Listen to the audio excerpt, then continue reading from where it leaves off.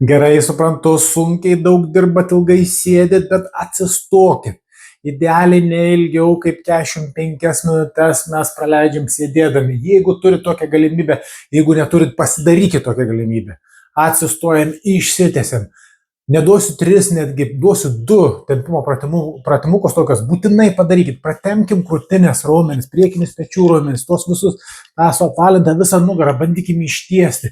Ir po to šoninius ir galinius nugaros raumenis. Taip pat pratemsim. 2 paprasti tempimo pratimukai. Žiūrėkit. Atsistojam, susiraskit kampą, galit susirasti kampą arba tarp durį, va šitai. Dedam rankas, pakeliam alkūnės į pečių aukštį. Bum, šitaip ir išsitęsiam, pakeliam galvikę, taip išsitęsiam ir pastumkim krūtinę į priekį. Įtempiam ir palaikom. Idealiai 30-40 sekundžių, tai palaikykit truputėlį įtempę tos raumenukus. Gerai, tada į sieną, va šitaip pakeliam alkūnę į pečių aukštį, atremiam šitaip į sieną, atsistojam per alkūnės,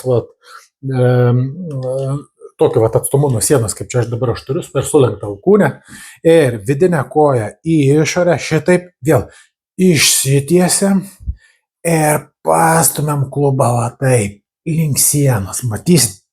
Tokį per išorinę, čia šoninius juosmens raumenis, apatinę nugarą giliai, tokį gerą tempimo pratimuką, pamatysit, pajausit gerai. Bet svarbu, išsitieskit, atremiam alkūnę, vidinę koją į išorę, taip, ir stumiam klubą gilyn, toksai gilus palei stuburą jausit tą tempimuką. Galit net truputėlį pavesti klubus atgal, paieškoti tų tokių skaudesnių, labiau įtemptų vietų. Ir padarykit abi pusės šitaip, irgi alkūnė sulenkta į sieną, vidinę koją į išorę, šitaip išsitiesiam mane ir pastumiam klubą iš šono. Palaikom irgi 30 sekundžių. Iškart atrodo net kvėpuoti lengviau. Pabandykit, pasidalinkit.